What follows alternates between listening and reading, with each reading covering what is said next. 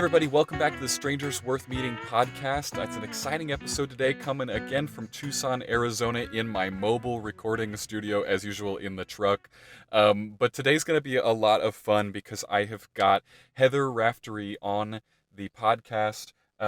She is a jujitsu master and a traveler and a chef and a lot of things extraordinaire. So I'm quite excited for the conversation we'll get to have on this episode. So, Heather, welcome to the show. Thank you for being here.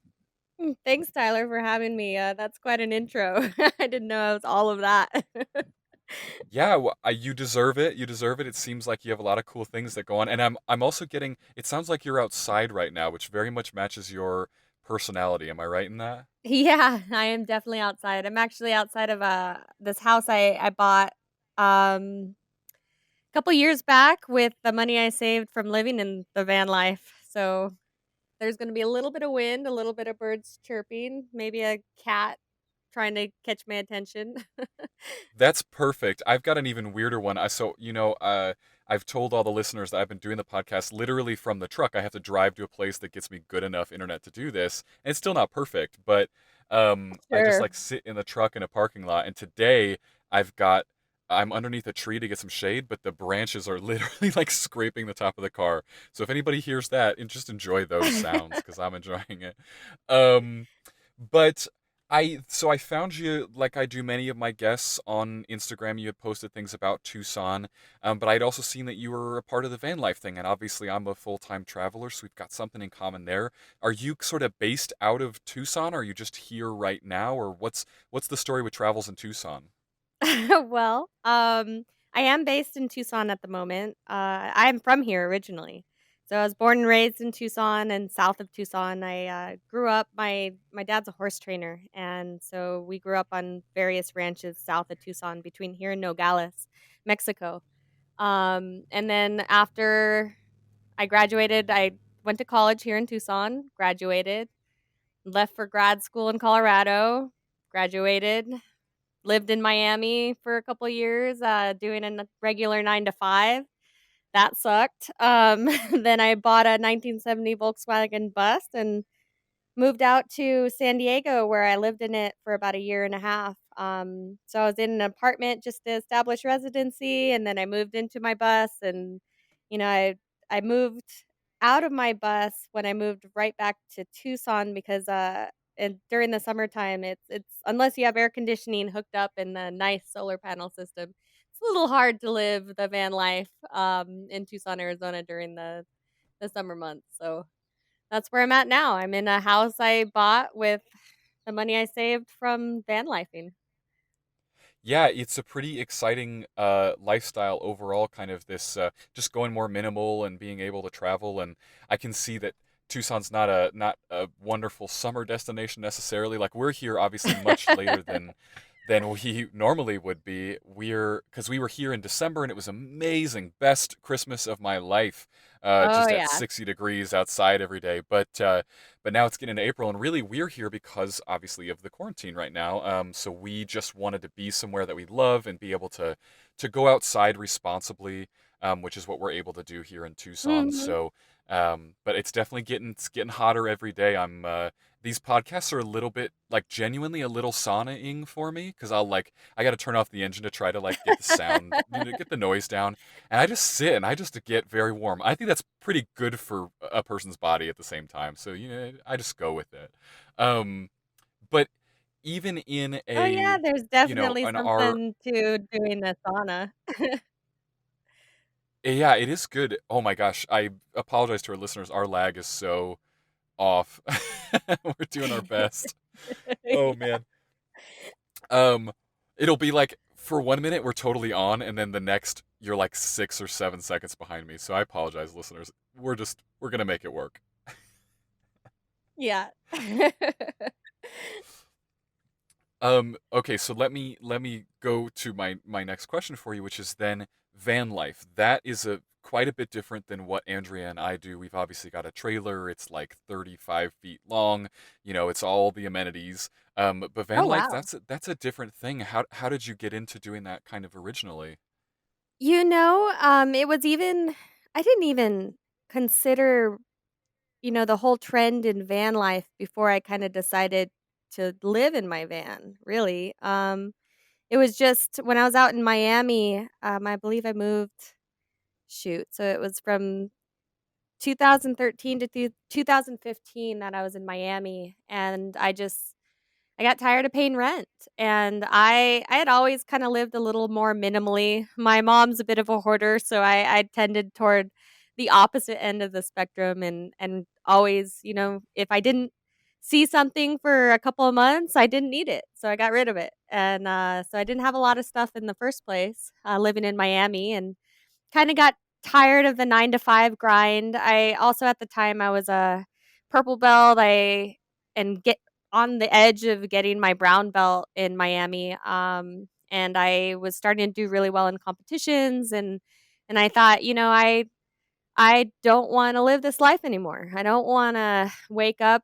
I mean, at the time, I was both a semi-professional athlete as well as a full-time, professional in the workplace, and I was waking up at 5:30 in the morning. I was riding my bike to go do strength training at, 6 o'clock in the morning, get home at 7:30, take a shower, go to work, be there at, like, 8:30, do 8:30 to 5 in an office with very few windows, and I had a little cubicle, and when I got off of work, I would get home, I would switch out into my gi or my no-gi training gear, go train jujitsu for a couple hours, get home, try to get something into my body, and then go right to sleep and just repeat every single day, and it Wow. was just jam-packing the day. Yeah, it was Oh crazy, and my I just got gosh. tired of it.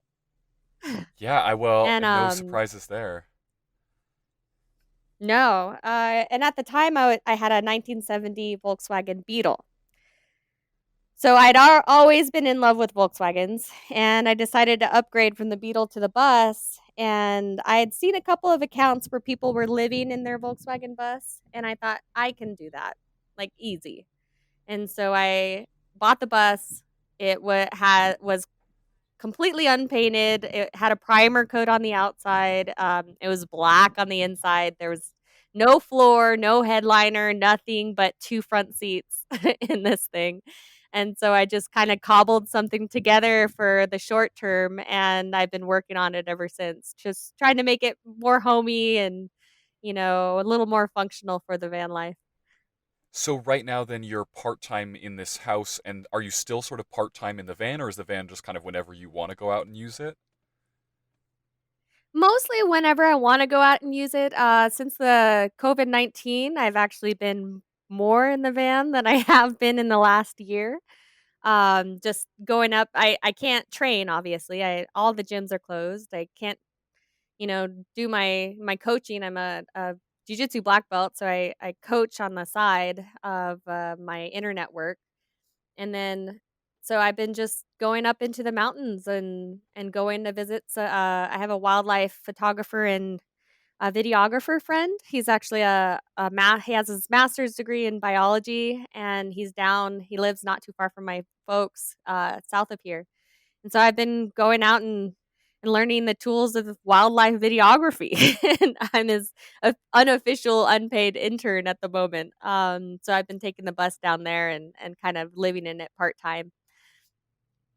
That is super cool. I saw some of the photos you guys have taken of some very very scary looking rattlesnakes. Really freaked me out pretty good.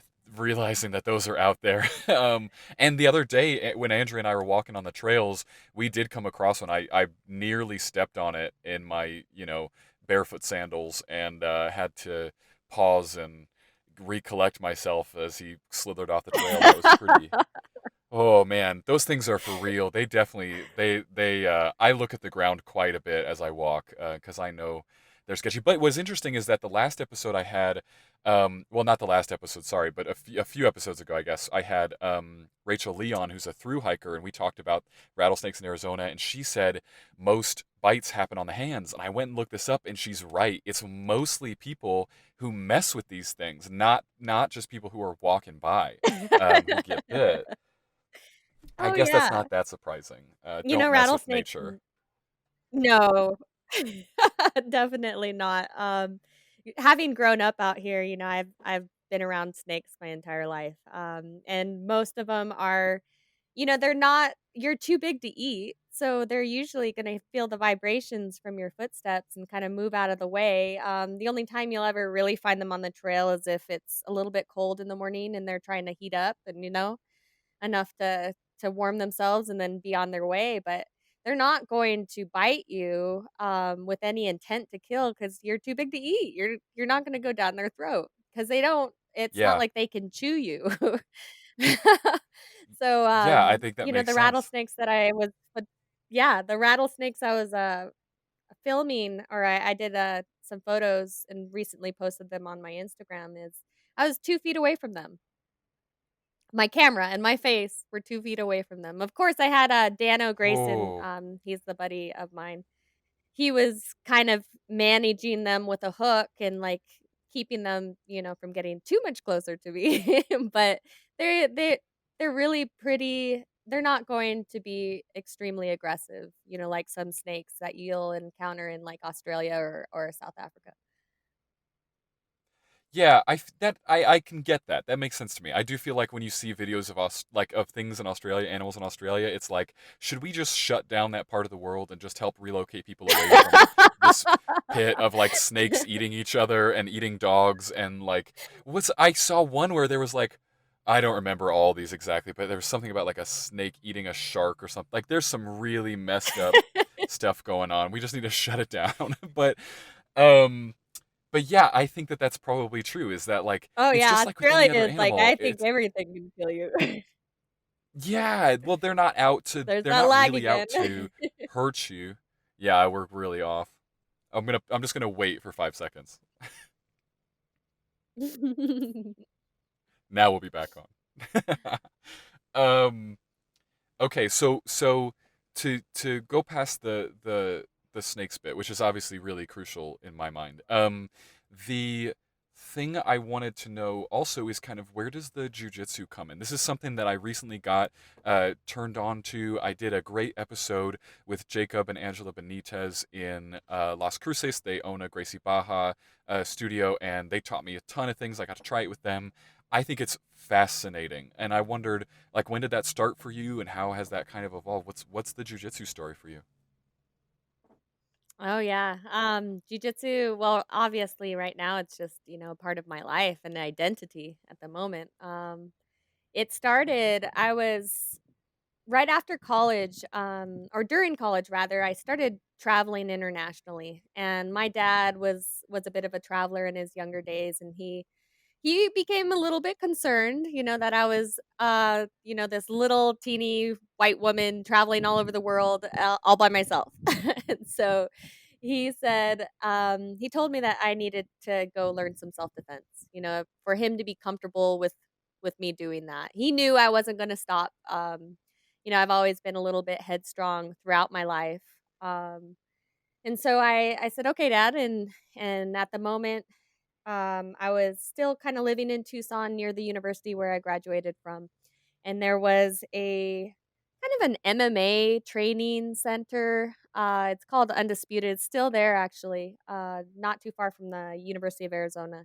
And I walked in and I thought I'd try some kickboxing because a friend of mine had been kickboxing and she loved the classes and it was more of a cardio kickboxing that she was doing and I thought, okay, let's do this. And I was there for about a week doing this cardio kickboxing, and it was fun, and it got a sweat going. And but around the same time the classes were running, there was a little area off to the side uh, that had some jujitsu mats, and there was a bunch of guys rolling around, and I had never seen anything like it. I didn't really, I didn't really watch TV, and it hadn't owned a TV since I left in my parents' house, and didn't know what UFC was, didn't know what MMA was really, and thought, that looks kind of interesting. And at the time, the head instructor, I believe he was a brown belt, Jason Bukic was teaching classes, and he was this like 6 foot,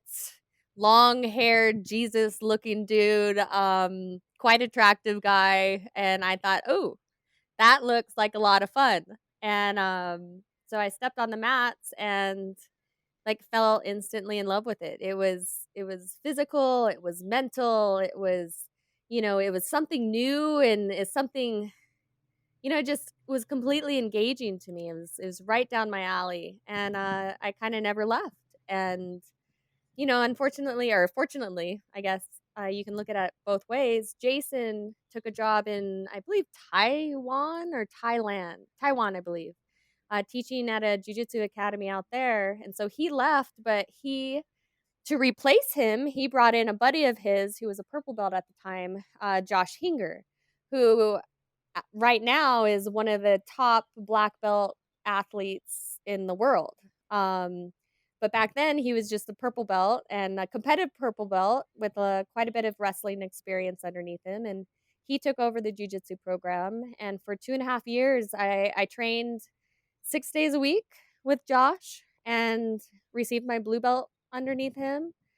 And after 2.5 years, he was accepted into a graduate program out in Indiana. And around the same time, I was accepted into a graduate program in Denver, Colorado. So we kind of left at the same time. I was a blue belt when I left. I started training at a couple different places in Denver. I was a competitor. I'd always competed. Before jiu-jitsu, I was a cutting horse competitor. And so my dad was a horse trainer, and I just compete in that event for nearly a decade of my life. And then college happened, and I was a poor college student. I couldn't afford competing with horses, and graduated from college, got into jiu-jitsu. Fast forward, I'm doing graduate school in Colorado. I was trying to compete wherever I could, and the the academies were all pretty small there in Colorado. And so in order to get enough training in with the various different techniques and styles, I started hopping around at a bunch of different academies. I had my own, home base, but I was training with probably 5 different academies, and that's where I earned the, nickname Jiu-Jitsu Gypsy, because, there were 5 of us gypsies, 5 women who like to compete. We all, were from different academies, and we would train with each other and then train with other people and train at other academies. I started bringing my jiu-jitsu gi with me whenever I traveled internationally, and so I, just kind of became the original jiu-jitsu gypsy. Graduated from grad school, l came back here to Tucson for a little bit, and then I was offered a job in Miami. I was a purple belt at the time, so I loaded up my 1970 Volkswagen Beetle with everything I owned, which was about, I think, 2 boxes, 2 suitcases, and, a couple of grocery bags worth of stuff. Drove from Tucson, Arizona to Miami. I didn't know that, the company offered moving expenses. I just kinda, "All right, you want me to be there a certain day? I'll go." And I arrived there, and they were like, "Where did you come from? We didn't expect you to be here so soon." Um, Started training at an academy called Fight Sports there. It's one of the top academies on the East Coast under, Roberto Cyborg, Abreu. And so he's also one of the top black belt athletes in the entire world. He's nearing, I think he's in his late 30s now, and he's still just kicking ass at some of these major events. Trained under him for 2 years, received my brown belt from him. And then, like I said, I got tired of the 9 to 5. I kind of miss the West Coast. I'm definitely more of a mountain West Coast girl, and so I bought the 1970 Volkswagen bus, painted it up, cobbled it together, tried to make it somewhat livable. And then at the time, I had adopted a stray cat off the street, and he came with me for 2.5 weeks. We traveled from Miami, and I made detours. I knew people all over the place and trained at a bunch of different academies on the way.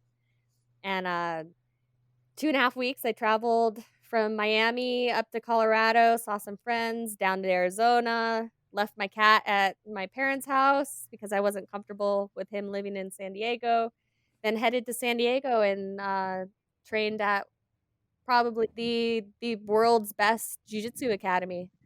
And at the time, Josh Hinger, my first instructor, was there. He was already a black belt, and I was a brown belt, and trained under Andre Galvao, one of the most successful sport jujitsu competitors of all time. And then I received my black belt from him. And then kind of, I'm still a pretty heavy competitor, but I decided to switch gears a little bit and return home, recharge. And so about a year and a half ago, 2 years ago, time just kind of blends itself in together. Bought this house in Tucson and kind of been trying to figure out what's next. Yeah, I loved how the jujitsu and the travel are so interwoven in your story. And I think that's one of the things that I'm having such a hard time with right now because I had such a great time learning jujitsu. The chance I got to do it, I mean, I got to go, I don't know, maybe two, I may have been three times. I don't entirely remember. But it was just such a great experience. And it's so hard to. This life on the road, I find it quite difficult to be able to keep up with classes. And as soon as I was even thinking about doing that, obviously every jujitsu studio and gym everywhere had to shut Yeah. down because of this quarantine.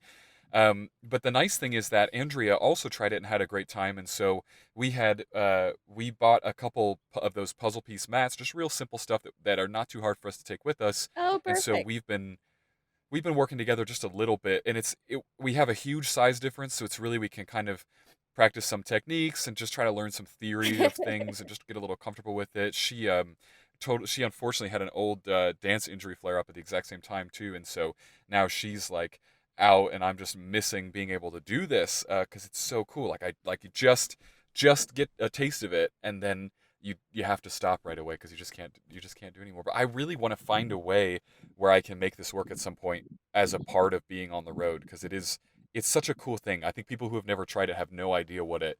It's like doing puzzles but with your body. It's incredible. What's the part of it that really drew you in and has you kind of continuing on with this? Well, it's been likened to human chess, and that's really the element of it that I just am absolutely in love with. Is I like I mentioned, it's both physical and mental. It's not just strength against strength and mauling each other into the ground. Somebody my size, and I'm 5'2", usually around 130 pounds, and I can outmaneuver and out leverage and out technique uh, a larger man. I mean, a lot of my training partners are between 180 and 200 pounds, and I can just get them to the ground on their backs and get to a position where I can an armbar or apply a choke, or it's really incredible that it's truly a sport where leverage can far outweigh strength and muscle. And so in addition to just being incredibly exhilarating physically, it's a mental game because in order for me to do that, I have to understand the angles that maximize my leverage. I have to understand how to apply the pressure of my body so that my 130 pounds can feel like 500 against a particular spot on somebody's body, or how to be 2 or 3 steps ahead of my opponent and anticipate what they're gonna do before they even really know they're gonna do it. So that's for me, it's challenging, it's ever changing and ever evolving, and it's mental and it's physical and it's never boring, I think is what it really comes down to, is jujitsu. You can, like, lift weights, and I also lift weights, and I really enjoy, strength training and cardio and building and doing all kinds of outdoor activities, and but jujitsu is there's nothing like it. I've always excited to be on the mats. I always know that whatever it's going to be, it's never going to be the same as any previous day, and I'm always going to learn something about myself, about somebody else's game. It's just probably one of the most amazing things I've ever encountered throughout my travels, throughout my life. It's just a beautiful, they call it the gentle art, but and it is art. It's an art form, and as with any art form, you're never It's never going to be mastered. Yeah, I think it's really cool in particular, especially how you mentioned that sort of what it does is it changes the equation so that size doesn't matter in the same way. I mean, that's like the original, the really, really old UFC stuff you see when jiu-jitsu first kind of came on the scene, and it was a big marketing moment for Brazilian jiu-jitsu overall. You see a smaller competitor taking on a giant dude and submitting them because that's precisely what this does. And I think even if I totally recognize that, like, if Andrea was even a blue belt, she would be able to kick my ass. The issue we have is that when we're Yeah, training definitely. and have such like small experience together, it's like we just don't want to injure each other because we're gonna end up using bad form. Like, it's so much easier for me to move her in certain ways and like just lift her right up, where I know that that's not really how that would work, and she knows Mhm. that too. And but we do our best to kind of to get it right. And it's the same thing, like where you started. Like, I think our interest in it started because I ended up reading this great book by I think it's by Tim Larkin, who's like an ex-Navy SEAL, and it's When Violence is the Answer. And it really taught me a lot about self-defense. And I was like, whoa, I realized that neither of us has any sort of training in just protecting ourselves or understanding situations where we would need to be able to just know how to move our bodies in these ways. And I think that with a good, Mhm. like, I think that's what people have been talking about with martial arts forever, is just like with a good basic knowledge of that, you can actually you can avoid situations. You have like a certain confidence in yourself that'll help you avoid bad situations rather than having to be in them and defend yourself kind of in the first place. I think that's really really key. I like by the way, I think this has been an interesting conversation because I'm talking much faster than normal because I recognize that if I like start leaving gaps, our lag will catch up, and so I'm I'm trying to do it like we take turns more. So I hope that's not bothering the Yeah. listeners if I'm just talking quite fast. But okay, so then to not interrupt the train of thought, and to keep it going, then where are you at in Tucson right now? I thought maybe you were at like a certain studio here. Which one are you doing here in Tucson?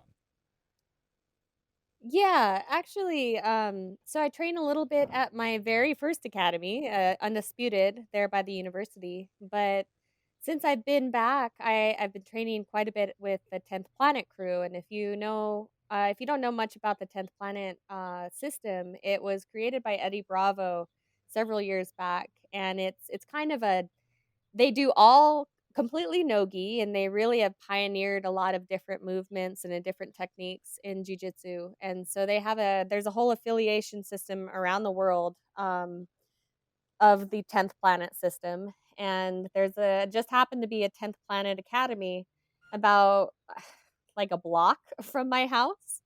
And I when I bought the house, I didn't know it was there. I just kinda noticed that there was a jujitsu academy when I was driving to, go to the grocery store one day, and I was like, "Oh, I'll pop in there and see who's there."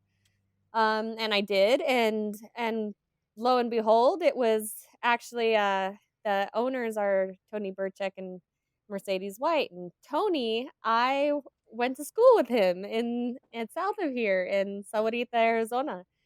And he was a wrestler, and then he graduated, and he was a D1 wrestler in college. And he had kind of gone into the fight scene, the MMA scene, and was on a couple UFCs. And he's been based in Tucson his whole life, and he decided to kind of join the 10th Planet system. And he's currently a black belt in the 10th Planet system and has his own academy there. And when I walked in, I was like, "I know you." And back in college, he was kind of, I hated his guts. He was kind of a prick, and like one of those dumb jocks. And in in high school, rather, and in high school, I was, the valedictorian, and I was kind of a tomboy. And I kinda ran with a bunch of different groups and didn't like him at all. And, didn't realize that he had continued with his jujitsu journey and his MMA journey. And then when I came back to Tucson, I was like, "Oh, shit." And, I didn't know, leg locks is, uh 10th Planet system, they do a lot of leg locks and leg entanglements and leg submissions. And, um, and that was kind of a part of my game that I was kind of lacking. And I knew enough wrestling, but I really enjoyed the wrestling aspect, and I wanted to improve my wrestling. And the 10th Planet here in Tucson, with Tony being a former D1 wrestler and a MMA fighter, and under the 10th Planet system with a really incredible repertoire of leg locks. That was exactly where I was supposed to be. I was supposed to learn all, like, improve my wrestling and build on my leg lock game, as this next step in my evolution as a black belt. And so it's been really incredible, not only being able to reunite with him, and now he's, he was a prick back in high school, but now I consider him jujitsu family. He's closer to me than my own brother.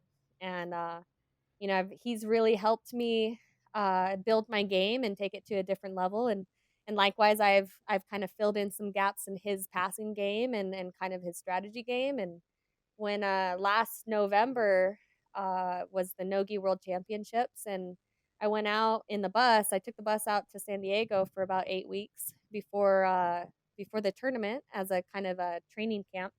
Trained with my Atos team out there under Andre Galvao, and Josh Hinger was out there, and um, trained in preparation for the Nogi World Championships. And we would do updates. I would do updates with Tony, and he'd send me text messages and say, "Okay, what are you working on this week? Where were you struggling with? What's going on?" And so he kind of was definitely a mental coach of some sort while I was out there. And I really attribute, I was able to get to the finals in my division, and I was, mere points away from winning, my first world championship at the black belt in the Nogi IBJJF Nogi World Championships. And I was able to do so well, I think, in large part to Tony. And I also, I entered the open weight division, which is, any weight division, black belt, female, adult. And I won third in the open weight division. And so I last November I had a really successful tournament. And I definitely in part to Tony. And I think I was, even though I'm, six, well, normal for any normal person, it's 6 hours away from Tucson to San Diego. But in the bus, which top speed is 55 miles per hour, it takes me about 8.5, 9 hours to get to San Diego. Um, I think I found something really special here in my hometown of Tucson as far as my jujitsu career goes. I like how we are making the lag work, but my issue now is that you've brought up like seven things I want to talk about. So I'm gonna have to try really hard to remember them, and I'm gonna do a. I'm just gonna go one at a time and see if we can do that while still taking turns. So the first thing, Sure. well, let's just go with the last thing you said because that it's the freshest, which is the bus top speed 55 miles an hour. Are you even like do you even jump on the interstate? That's like even with the giant trailer behind the truck, I'm still mostly doing 80. How does that work logistically? Well, um, yeah, 55 miles per hour. It's interesting. I try to do just your state highways for the most part, but I can't avoid the interstate all the time. So what I do as a workaround is if I have to, if I know I'm going to be driving on the interstate for long periods of time, number one, I stay on like heavy in the right lane. Like I don't pass anyone. There's no chance of me passing a damn thing. Semi trucks pass me going uphill with a full load. Um, so I try to plan my driving so that I drive mostly in the late evenings, and I drive a lot at night. That the reason for that being is, the roads are a lot more empty at night. And then when I painted my bus, she's been like 3 colors since I owned her. I thought about one color. Like I said, I bought her and she was just a primer gray. So I started doing a teal color, and then I was like, "No, I kinda like this light green color." I was like, "No, that still doesn't feel right." And finally ended up painting her bright yellow. that kind of helps to for people to see me as they're rushing up behind me going maybe 25 to 35 miles per hour faster than I'm going. And Yeah, that must, I so I imagine have that this helps bright because yellow bus. you're driving a safety cone down the highway essentially, which that's got to be fairly useful. I get terrified driving at night though because of deer mostly. Like it's just they pop up like out of nowhere and you're already kind of like blurry-eyed in nighttime. So I still try to avoid it when I can, but man, more power to you. I guess you the good well, there's good aspects, right? You know your mileage, your gas mileage must be pretty good at that speed, and you also on state highways probably see more interesting things than I get to see from the interstate. So you've got those things going for you, I guess. Oh yeah, I have plenty of time to kind of check out the scenery. I say 55 miles per hour, but that's on a straightaway. So going on downhill, I can probably hit about 60, 65. Starts feeling a little reckless in what's I mean, it's basically the shape of a bread box. So if I get a little bit of wind, it's I've got two hands on the wheel just trying to maintain staying in the middle of the road. Um, so on an uphill, especially going up to Colorado, you have some of those passes, and like I said, I try to stick to the state highways. So you have your 2 lane highways going up these mountains, and I'll slow to maybe 25 miles per hour going up a hill.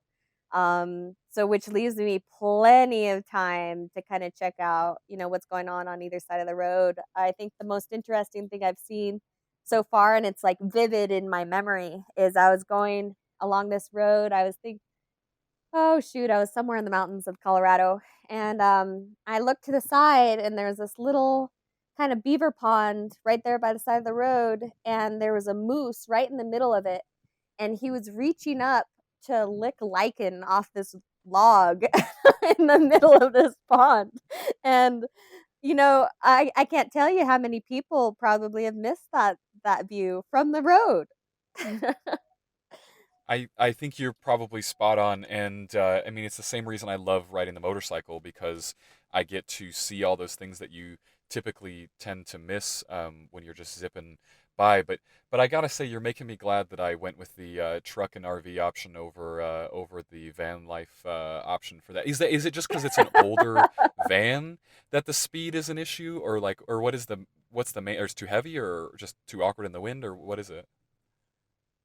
Oh yeah, it's 50 years old. So, back then, it's a 1970 Volkswagen bay window bus, right? Type 2. And it has a 1600 cc engine. And so I mean, it just the engine isn't, it's basically a lawnmower engine. So if you're trying to power, this large vehicle, and once you pile it with, a bed and, all of your stuff, you can't move it fast enough. They since 1970, of course, Volkswagen has worked a little bit on their technology, and so the more modern buses, like a Volkswagen bus built in the 80s, some of those Westies, they can zip down the road pretty decent. And then, of course, a modern bus, if you get a Sprinter van, and a lot of these van lifers are pretty fond of that, you're, I mean, you can go 80 miles per hour easy. Well, I think we've all learned something here, and I will be sure to be kindly to the older Volkswagens that I pass on the road, recognizing how it feels to be in their situations. So thank you for that. That's quite. I hope it helps people to be a little nicer to your fellow Volkswagens on the roads because it is what it is. But okay, Yeah, so we'd that was obviously my appreciate that first one for because sure. that just yeah. Yeah, fair enough, fair enough. So that was the first one that came to mind. But then I also, so 10th Planet, I had checked out 10th Planet, and the reason I had heard about them was because I had listened. So I love, like any podcaster, I love listening to Joe Rogan's podcast, and he has this.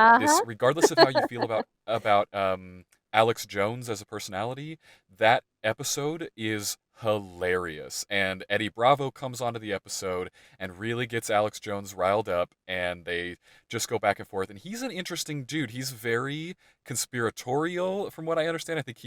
I don't know if it's a joke as a comedian that he's all flat earther and anti-vax and all these different things. He's a fascinating guy, but I can imagine that his chain of gyms and the system of training have got to be pretty freaking awesome. And it made me think, as you're talking about even someone you knew back in the day you didn't like it, jujitsu's it's kind of a brainy sport, and when you start to get into it, you recognize that the people who do it, there's a serious level of not just physical intelligence, but also like straight up just mental performance that goes into that sport. And I think that for me, that was the crossover, because I'm not good at things that are purely physical, and I don't have the patience for things that are purely mental. And so to be able to combine those two things, like you said, human chess is totally interesting. It is a lot of fun to do. So I was gonna ask you too, if you've got any advice for a fellow traveler like me who's just getting into this. Like, how can I guess, I mean, there's certain things where I know there's like a way that you can drop in on classes in different places, but I think that's really hard as a beginner, because I can't even, like, I don't even have my bearings. So any advice for those of us who want to try this but are living on the road like this? Yeah, that is tough. When even back when I was a blue belt, I was able to just kind of drop in on places when I was traveling, by virtue of being a woman. It was kind of cool because there's just not that very many women in the sport. It's growing, of course, and a lot of academies have a pretty decent percentage of women practitioners. But being a blue belt and then a purple belt and a brown belt woman and then finally a black belt woman, I could basically walk into any academy and either I know somebody who knows them, or I wearing a black belt, I'm kind of a unicorn, and so they're absolutely thrilled to have me in there.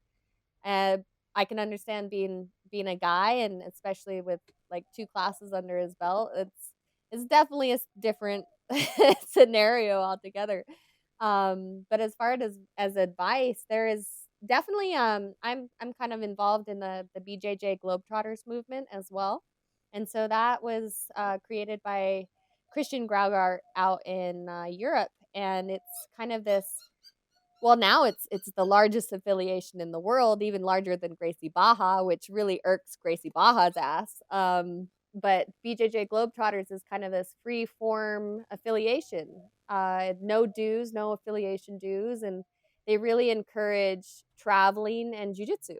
And so on their website, you can kind of find affiliated academies, or you can join their Facebook page and shoot a message on the wall and say, I'm traveling, I'm a white belt traveling in this area. Are there any, either BJJ Globetrotter affiliated academies here, or are there any academies where, I could drop in and they're welcoming, and most jiu-jitsu academies are pretty welcoming. Um it is a business, so and so some academies are going to charge a mat fee or a drop-in fee, or if you can get there on an open mat, that's ideal because most open mats are absolutely free. And being a white belt, I think the only thing you would have to kind of let everybody, your training partner, know, hey, I only have like 3 classes underneath me.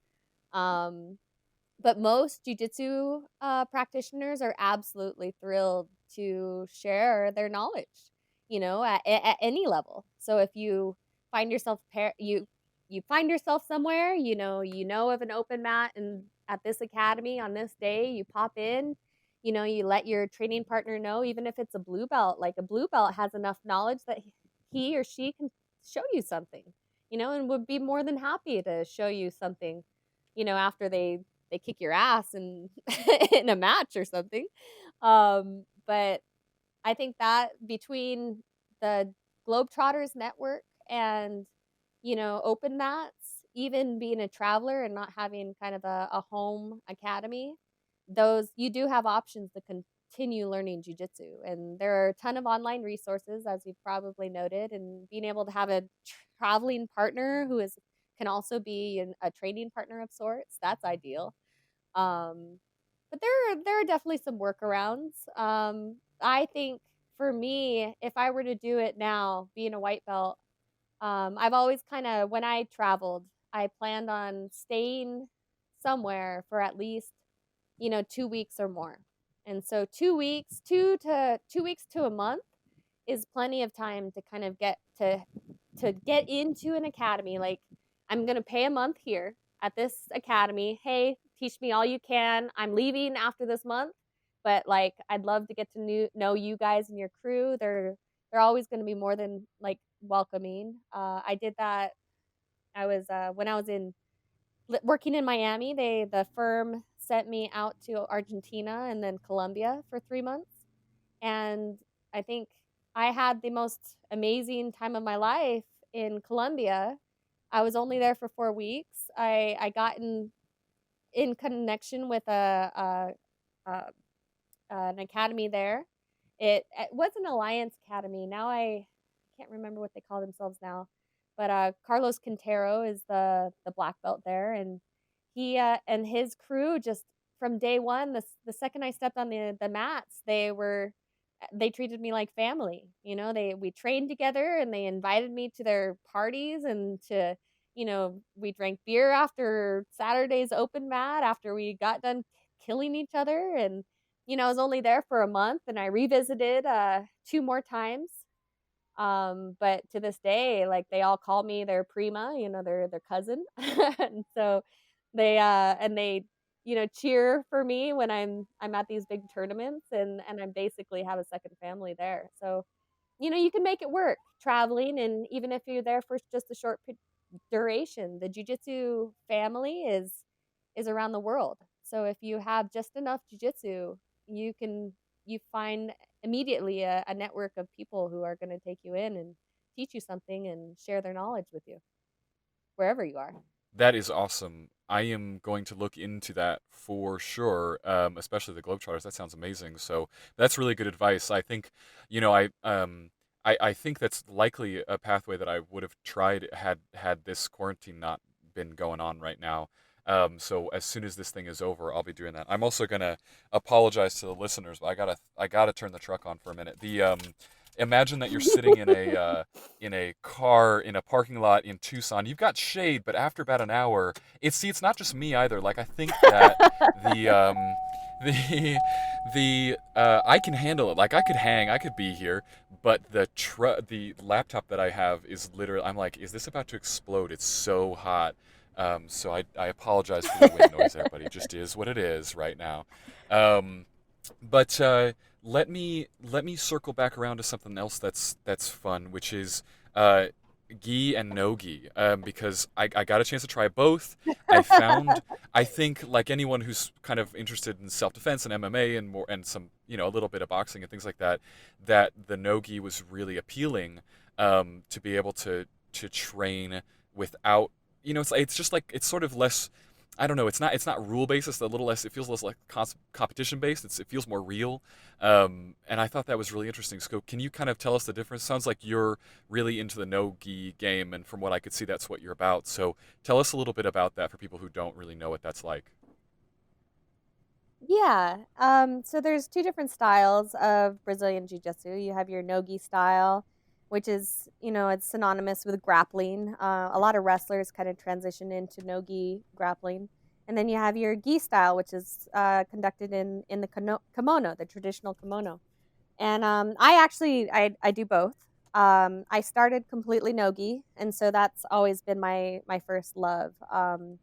Nogi it's definitely a little bit more physical, a little bit more dynamic. So for the average practitioner, they usually tend to gravitate toward gi, because with the gi you can grab onto the kimono. You can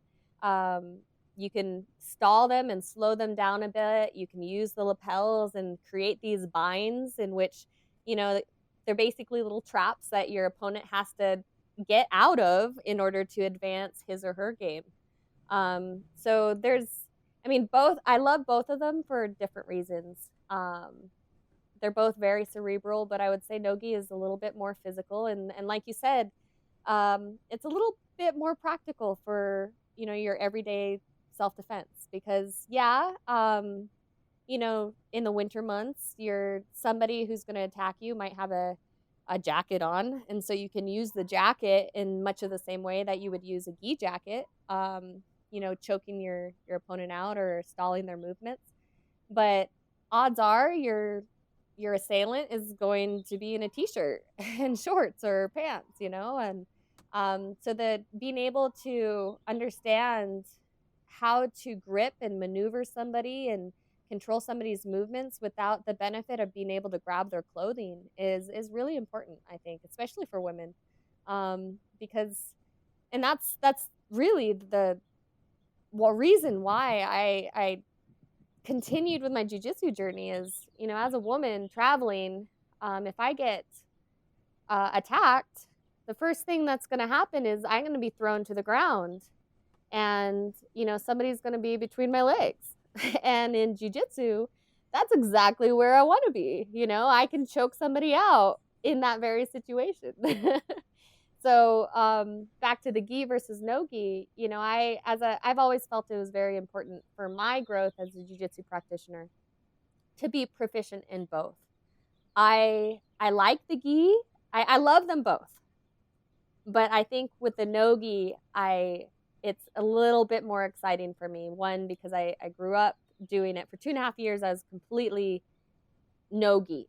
And then in the no gi, it's just, it's a little bit faster of a game. I really enjoy kind of slicing past somebody's guard and having to work on really quick reactions. Whereas in the gi, because somebody might be grabbing you or stalling you out, it slows the game down a little bit. Still very much mental, and even more so, I think, in the gi game, just because they're with the benefit of being able to grab and use the gi jacket. You have a lot more chokes available. You have a lot more sweeps and different techniques that you don't have in the no-gi game, just because you can't use your opponent's clothing as leverage. So yeah, gi is cool. No-gi is really fun, especially if you're a bit of an athlete anyway. But for any practitioner, I always encourage learning both. Even my teammates here at 10th Planet, like I try to train as much in the gi with them as possible, and they suck at it because they don't understand what's available for me to use, and they don't know what's coming sometimes because they don't know what I can do with their own clothing. But I tell my even practitioners that have been training for a long time, the gi training in the gi benefits your no-gi game, and training in no-gi benefits your gi game, because you just really develop an understanding of the core principles of jiu-jitsu, which are leverage and base.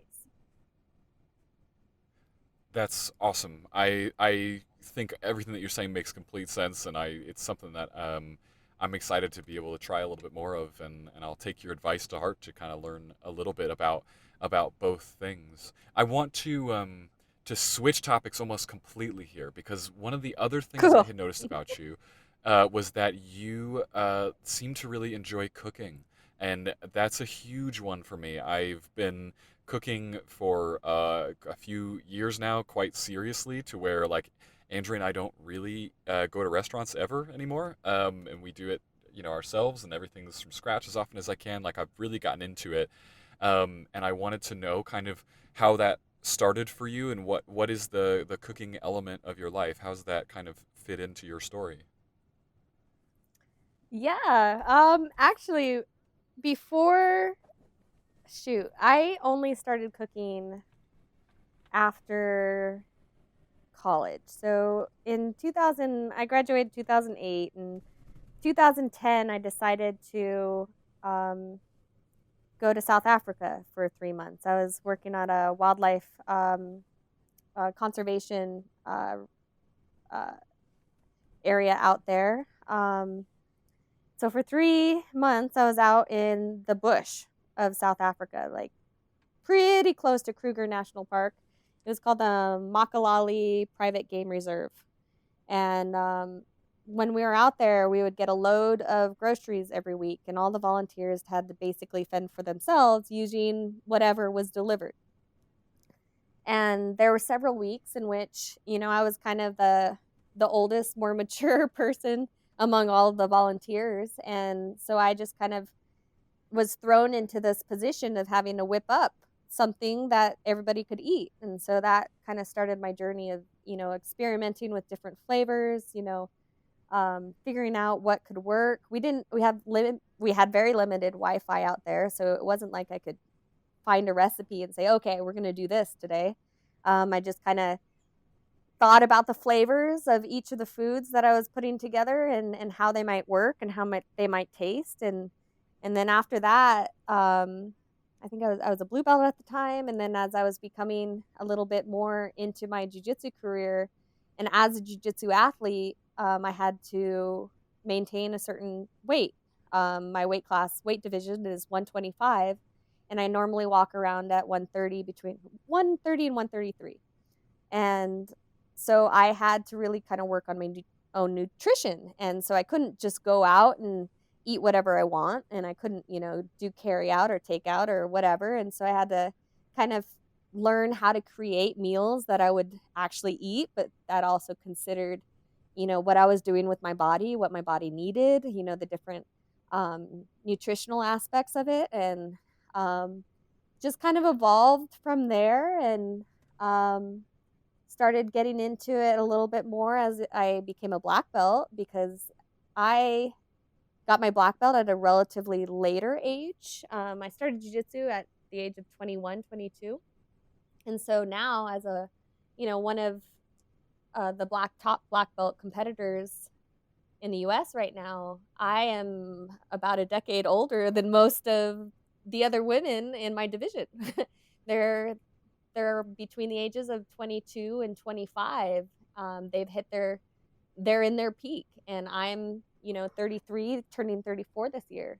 And so being able to kind of fill those gaps and improve my performance in different ways through nutrition and through strength and conditioning was really important to me, because physically I was a little older than all of these whippersnappers who could bounce back from injuries, or train 3 times a day without getting tired.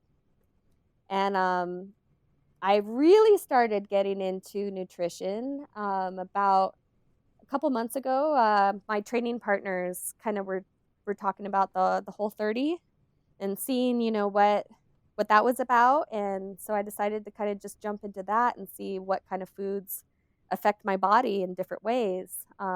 Because we all think we're eating healthy when we include a salad in our diet. But I mean, everybody's body is a little bit different in as to what nutrients we can kind of sustain on, and what allergies or sensitivities we might have. And so I decided to try the Whole30. And with the Whole30, you definitely can't just go out and eat whatever at whatever restaurant. Like you can't have beans, you can't have milk, you can't have cheese, you can't have sugar, added sugars, even honey you can't have. What else? Shoot, any kind of grains, so no quinoa or any of these other kind of healthy alternatives.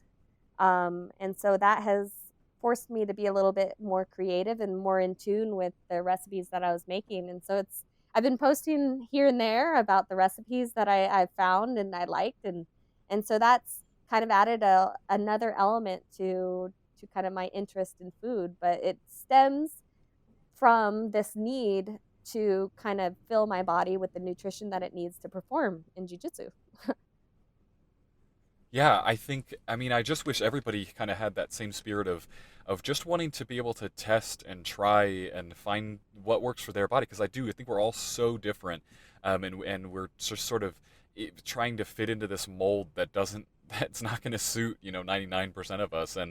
And so I think it's one of those things where cooking is one of the quickest ways to find out actually what works for you and what doesn't, and you're going to learn why, because if you're doing it all yourself, you'll really learn about what it is that your putting in your body. And I've done um, I had done an episode with some amazing sourdough bakers, good friends in Las Cruces, Kind Bread, and we had a great talk about sourdough and fermentation, that kind of thing. And it's been such a big part of our lives. And it's probably, to be honest, it's probably one of the hardest things about living on the road, because I think a lot of people who are full timers honestly just do a lot of eating locally and takeout and all sorts of things. It helps your storage. Like Mm-hmm. my fridge and freezer is so much smaller compared to the conventional home fridge and freezer, and I still got to Yeah. make it work. Like, it is literally stuffed full of veggies and things like that. So, but I think it's just so worth it. It's so worth it, and I do wish kind of more people saw that and saw that what an impact that can make in your life if you just focus in. And it doesn't have to be forever. Like, you don't have to go insane like I did. It's just like you just try it for a little bit and you'll learn so many things about what will and won't work for you. So I love to see that anyone else out there is cooking. It always makes me super happy. Um, Before I kind of I'll kind of do a little wrap up so you know what's coming. But before I do that, I'd like to ask each guest kind of what they love about where we are. Obviously, normally we'd be recording together in person, and I love that. I'm sure you and I will get to meet up at some point. But for now, can you kind of tell us what's the draw for you with Tucson? What is it that you love about being here? That keeps you staying here and made you buy a house, and tell me about what you love about Tucson. Wow. So Tucson, when I was growing up, I really didn't appreciate it. It wasn't until I traveled around and lived in different places that I really started to appreciate what Tucson is. It's a very special place for me. Number one, it's located in one of the most biodiverse areas in the entire US. It's considered in the desert, but when somebody thinks about the desert, they think sand and rocks and little else. But there is so much wildlife and so much different plant life here in the desert, and it's a high desert too. And we have the Sky Islands, which, if you're not familiar with that, it's basically the tail end of the Rocky Mountains, and a bunch of these mountains are kind of separated. They're not in a chain, and so they're like little islands surrounded by desert. And so you have a very different ecosystem in the valley, where we are here in Tucson, as opposed to the top of Mount, Lemon, and all throughout southern Arizona, you have these little island mountain chains. So that's a really cool and special part of it. And as you mentioned before, Tucson is like, in the wintertime, I'm walking around in a t-shirt and flip-flops. We have very mild temperature here. And yeah, there might be a couple months during the summer where it gets incredibly hot, but it's always 10 degrees cooler than it is in Phoenix. So if it's in 110 in Phoenix, it's 100 in Tucson, which for most people is like, what? But it's a dry heat, so it really doesn't feel like 100. And as soon as the sun drops, it drops 20, 30 degrees. It's a really special place, a very livable place. And then the people here in Tucson are all just really quirky, which really appeals to me, because we have a range of different people from all sides of the political economics spectrum. And then it's very highly influenced by Mexico, so we have a lot of really rich, vibrant Latin culture here in Tucson. One of my favorite uh, holidays here is Day of the Dead, and everybody just dresses up and does this parade down Fourth Avenue, and it's just it's a very diverse, livable place, and very fascinating in a lot of different ways, and very outdoorsy. And I think it's kind of still a hidden gem. It's not like, I would akin it to Denver's Boulder. It's not too far from Phoenix, and it's kind of a quirky, hipstery-ish, but not pretentious, unique place for people who really enjoy the outdoors. I love that. That's such a great summary of this place. You've really done it some justice in your description. So thank you for that. It has quickly become one of my favorite places ever. And I think you're right too, especially like if people have never experienced the dry heat, it's amazing. Like it's awesome because you just find some shade, you'll be all right. And like at night, the desert climate is just Yeah. gets so nice and cool. You get up early enough and you can totally get your outdoor workout on no matter what. It's really a unique, awesome spot. So I'll kind of wrap us up here since our lag is so significant. I'll do it a little different than I typically do, and I'll kind of share your info with people. So everybody, go and find Heather on Instagram. It's at Jujitsu Gypsy. As always, you'll find me at T Hickson Life on Instagram and at T Hickson Life on Twitter for conversation. The thing I've been doing on episodes, I hope you've enjoyed it, is I've been putting out pictures of myself kind of doing what my guest is doing. I'm kind of mirroring a little bit and trying to do some fun stuff since we can't get together in person. So find me at T Hickson Life if you want to see what I'll come up with for this episode. I have no idea. Maybe I'll get the mats out maybe and Photographing do snakes, maybe. yeah, like I will. That would work too. Or else maybe I'll get Andrea to participate with me and I'll like throw her in a no-gi chokehold or something. That looks pretty bad for me. That's a bad political move. That people would not like to see that. But maybe I'll have her. Maybe I'll have her do that to me. Anyway, but it'll be good. It'll be creative. Whatever we got going on. So, thank you everyone for listening. Heather, thank you so much for being on the episode. You got any last words for the people before we wrap this up? No, I just, really appreciate you considering me for this podcast. I really enjoy what you're doing, and I really value the anybody who has the courage to kind of take up the van life. So that's really cool. And you're more than welcome once this whole coronavirus is over to come, train with me in person. And if you're back in Tucson or anybody listening to this podcast, just reach out. I'd love to meet new people, and you're more than welcome. Mi casa es su casa. Yeah, absolutely. That we are. I won't just join you. I insist on joining you. We gotta get together sometime. That's such a huge part of the podcast. I miss it so much being able to actually meet up with people. So you and I at some point will get the chance to roll. You'll be able to kick my ass, as you say, to begin with, and then maybe show me a thing or two. That would be a lot of fun. And thank you so much for being here. Thanks everybody for listening, and we will see you on the next episode.